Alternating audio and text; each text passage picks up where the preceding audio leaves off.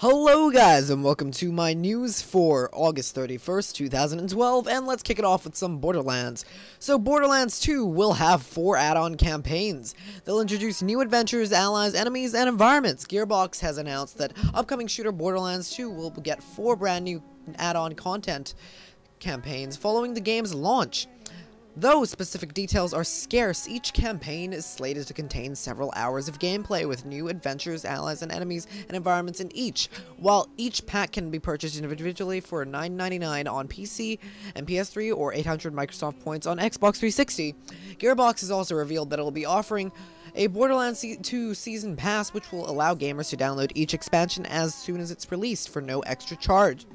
The pass will contain all of the DLC packs and will cost 2,400 Microsoft points and $29.99 on both PS3 and PC. In the UK, it will cost $19.69 on PS3 and $19.99 on PC. All 4 DLC add-ons will apparently be released by June 2013. While we don't know what each one will involve, as the upcoming Necromancer class apparently won't be covered by the Season Pass, it's a fairly safe bet that it isn't going to be counted as one of the 4 DLC and probably won't be covered by the Season Pass. Now, on to some other news. LA Noire devs' new game is next-gen, so LA Noire developer Team Bondi Reborn, after a timely buyout, has announced that its next game, Whore of the Orient, is being developed for the next generation of home consoles and PC. The developer's website has now gone live, revealing some new details about the game. The site contains a single image depicting a scene from a Chinese apartment and a man sweeping up in the background. It's clear from the mood and setting of the snippet of prose posted on that site that the city of Shanghai will play a strong role in this game. The text reads, "Shanghai, 1936, Whore of the Orient, Paris of the East, the most corrupt and decadent city on the planet, where anything can be had or done for the right price. Plaything of the Western powers who greedily exploit the Chinese masses, boiling pot of the Chinese nationalism, with Kuomintang ruthlessly trying to suppress communism and the labor movement. Home to the International Police Force, a group of Western cops hopelessly trying to keep the lid on and keep the peace." So, Battlefield 3's Armored Kill, available September 4th. Armored Kill, the large-scale vehicle-focused multiplayer add-on for Battlefield 3, releases on PlayStation 3 September 4th for Battlefield Premium users, and Xbox 360 and PC Premium members will get the expansion the following week on September 11th. 4 new maps, 5 new vehicles, and a new game mode. Tank Superiority, a chaotic capture fest with 1 control point, come included in the Armored Kill add-on. If you're not a member of the paid service, Armored Kill will be available for download on September 18th for the PlayStation 3 and September 25th on the 360 and PC. Armored Kill's claim to fame is the largest map in Battlefield history. This is the 3rd map pack released under the Battlefield 3 Premium banner, with Aftermath coming soon. If you're not currently a member, EA is looking to attract even more Battlefield fans with Battlefield 3 Premium Edition, which also releases in September. Peter Molyneux's plans have been thwarted by NASA. The project, called Curiosity, is being developed by Molyneux's new studio, 22 Cans, and was recently delayed until next month. But it appears Curiosity will never be released, at least not titled as it is, due to the Washington-based NASA being uncomfortable with the game sharing a name with its Mars rover. Taking to his Twitter account, Molyneux asked fans for help, writing, "There's a problem with the name Curiosity. We can't use it because of NASA. I wonder what one word would sum up Curiosity: the cube." The news appeared to be verified when 22 Cans account posted a similar question sharing due to NASA and the Martians. We should officially name our first experiment Curiosity. So, apparently, Skyrim DLC may not be on the PlayStation 3. While gamers on the Xbox 360 and PC are going to be able to experience all of the DLC Bethesda has planned for the Elder Scrolls Skyrim, it appears PlayStation 3 gamers may indeed be left out in the cold after nothing that the DLC hasn't necessarily been announced for PlayStation 3 and admitting that Dawnguard's performance on PlayStation 3 is unsatisfactory. Bethesda's global community lead posted on Bethesda's forums with some ominous news. Earlier in the month, we provided an update on Dawnguard status for PlayStation 3. It has been a few weeks. We wanted to make sure everyone knows that we are at it with Dawnguard. Skyrim is a massive dynamic game that requires a lot of resources, and things get much more complex when we're talking about a sizable content like Dawnguard. We have tried a number of things, but none of them seem to solve the issue to make Dawnguard good for everyone. The PS3 is a powerful system, and we're working hard to deliver the content that you guys want. Dawnguard is obviously not the only DLC we've been working on either, so the issues of adding content get even more complicated. This is not a problem we're positive we can solve, but we are working together with Sony to try to bring you this content. We wish we had a more definitive answer right now. We understand the frustration with the same content is not available on all platforms. When we have an update, we will certainly let you know. We deeply appreciate all the time and support you've given to us, and we'll keep doing our best to return that. So, layoffs have been confirmed at the Secret World developer. Funcom has confirmed that it will let go of employees in multiple international offices. In a statement provided to IGN by Funcom Director of Communications Erling Elkson, Funcom confirms that it's initiated a process to reduce operational costs, including several initiatives such as layoffs and temporary layoffs of some employees in Montreal, Durham, Oslo, Beijing. That'll affect around half of the company's personnel. The move was hinted at in the investor update from Funcom posted back on August 10th, which said Funcom is currently implementing several cost adjustment initiatives due to the expected lower initial revenues from the Secret World to secure future positive cash flows. So Hawken will also launch with the Oculus Rift support in December. Hawken will support the Oculus Rift virtual reality display when it releases on December 12th. Oculus owners will be able to look around the interior of an exclusive cockpit interior, as well as get a three-dimensional sense of the battlefield. So the Diablo 3 director apologized for the Facebook comment made about Jay Wilson. So Diablo 3 director Jay Wilson is very sorry for the comments he made to Blizzard North co-founder David Brevik. Earlier this week, Brevik commented that he had mixed emotions about Diablo 3, which prompted Wilson to lash out on Facebook, commenting, "Fuck that loser." Now, Wilson has taken to Battle.net, issuing an apology and shifting the conversation to focus on Diablo 3 and its upcoming changes. As many of you probably know, I recently made a comment on Facebook about Dave Brevik. I want to make it clear that I'm very, very sorry for what I've said. Wilson wrote, "I have higher expectations for myself than to express my feelings in such a rash way and disrespect a fellow developer like Dave. Someone who deserves to be treated with greater respect." So now that with news done, we should head over to the game releases of the week. So let's get going. So Guild Wars 2 has been released this week. So Guild Wars 2 is the second game in the Guild Wars 2 franchise. Guild Wars 2 is currently being developed by ArenaNet and still retaining the original concept of having no monthly fees. The game uses a new engine, improved graphics with the original game, but it says to still run on moderate to high spec machines. DX10 is supported but not required. Controls. So Guild Wars 2 will have revamped controls compared to the previous game, and eliminating the click to move and adding Z-axis to allow for jumping, swimming. Characters will be able to interact with the environment through motion significantly more by jumping, climbing, swimming, sliding, etc. Spells and abilities with cast times can be cast while moving, and it has been mentioned that using an ability while jumping or moving may cause it to perform differently than usual.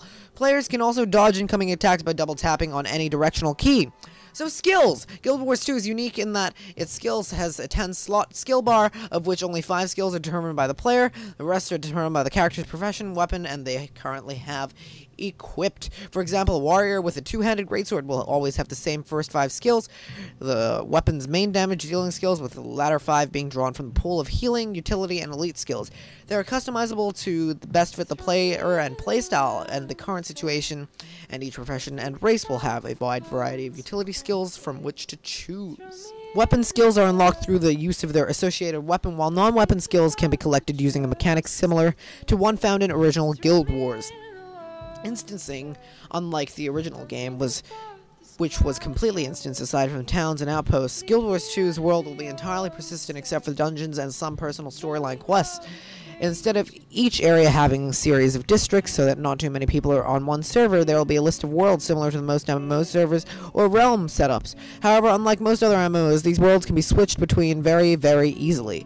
With Savat, that some restrictions on world versus world PvP will be in place after a transfer to prevent people from jumping ship to the winning side. Persistent areas will have new dynamic events, essentially public quests that aren't always present but can also be triggered by a result of success or failure of other dynamic events in the area. So character creation. The character creation in Guild Wars 2 is much like other MMOs, where you select your race and profession and customize your appearance.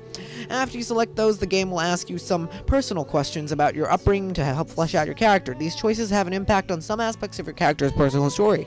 This feature is unique to each race and affects the development of your character personal story drastically. The character's customization is to be drastically improved from very limited customization in Guild Wars, and you will be able to refine your character's body, face, and allow you to modify facial features and body type. Armor will also not be exclusive to just a single profession, but are instead divided into weight classes. Warriors, guardians, soldiers wear heavy armor, thieves, rangers, and engineers, adventurers wear medium armor, and elementalists, necromancers, and mesmer scholars wear light armor. So there's no subscription fee in Guild Wars, and there will be no subscription fee to pay for any future Guild Wars games. All that is required is a game purchase and internet connection in order to play. The game will have a microtransaction store, but according to ArenaNet, microtransactions will be limited to cosmetic items and account services, and not things that significantly impact gameplay. Wow, that was a fucking load on Guild Wars. Now, on to the next releases. Hopefully you guys are still here and haven't shat on my news. Now, The Walking Dead has been released on the 29th of August. On February 17th, 2011, Telltale Games announced that they have entered into a multi-year, multi-platform, multi-title Walking Dead partnership with Robert Kirkman, the creator of the comic book franchise. Telltale revealed that the game would be a 5-episode adventure game following the story of new character Lee Everett, a 37-year-old convicted murderer. This character was created specifically for the game and has not appeared in any other form on the Walking Dead media. The first episode was released on April 24th, 2012 on PC, Mac, and PSN, and Xbox Live Arcade and iOS version in the month following. Friend of the site Gary Whitta will be a story consultant for the game and a writer for episode 4. Moral decision making will be a pillar of the series, complete with branching consequences that tailor the player's story to the pressure choices they are forced to make. Characters will learn from and react from dialogue as well, which will also affect the story. By the 5th episode, players will notice a drastic difference in each other's stories. Robert Kirkman has stated that similar to the show, the game will focus on creating interesting interactions between believable and human characters rather than killing large numbers of zombies. Okay, so moving on to Bastion. Released on the iOS, Bastion is an action RPG with a level structure that emphasizes on fast-paced and frantic gameplay.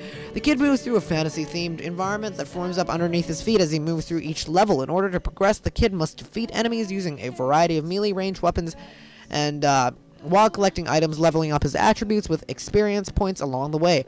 There is a currency in Bastion known as fragments, or pieces of the old world. They are laying about in different environments and dropped by enemies upon defeat. Between levels, the kid visits the environments and where he can use the fragments. He acquires or purchase weapons, upgrades, spirits. These spirits alter and enhance the kid's abilities in a number of different ways. Depending on the level of the character, players can equip the more spirits and therefore giving themselves greater advantage in battle. The game incorporates a unique feature called dynamic narration. Rux, the strange old man, voiced by Logan Cunningham, serves as the game's narrator as well as delivering the story expansion. Rux's narration will be based on the player's actions and the style of play. For example, he might remark upon the player's affinity for a certain weapon if said the weapon is used frequently during battle, or he might comment on an enemy that the player is about to fight. Okay, so the trailer spotlight of the week is Borderlands 2 GTX Physics trailer. There's really just some place in my heart for physics. The first game of this generation I truly loved was Mirror's Edge. Implemented physics. Oh my god, this may sound weird, but when I first played that game, I was shooting cloth, the floor, glass, wood, anything in the environment that would cause debris. Because, like, holy shit, physics was amazing. I was, like, fucking creaming my pants playing Borderlands. Not Borderlands, playing the Mirror's Edge. But that aside, this is going to wrap it up for our news this week. So thank you guys so much for staying to the end, and be sure to check out my Facebook, Twitter, and not my Google Plus because I never fucking use that.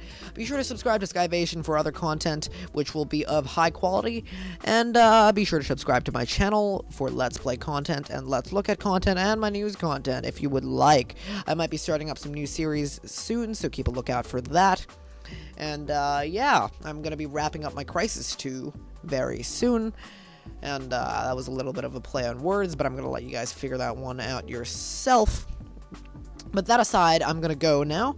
So thank you guys really for staying to the end. Be sure to check out my channel and stuffs, and be sure to check out Skyvation's other series, because the directors work pretty damn hard on their content, and I would like them to receive the benefits of being on a network of a larger subscriber base than them. But that aside, I'm gonna go now, and I've been saying that aside a lot, so I'm gonna shut up now and leave. So goodbye, peace keys, and goodbye again. Oh god. I couldn't find the record button. I mean, not the record button, the stop button. This is a little bit awkward. Goodbye again.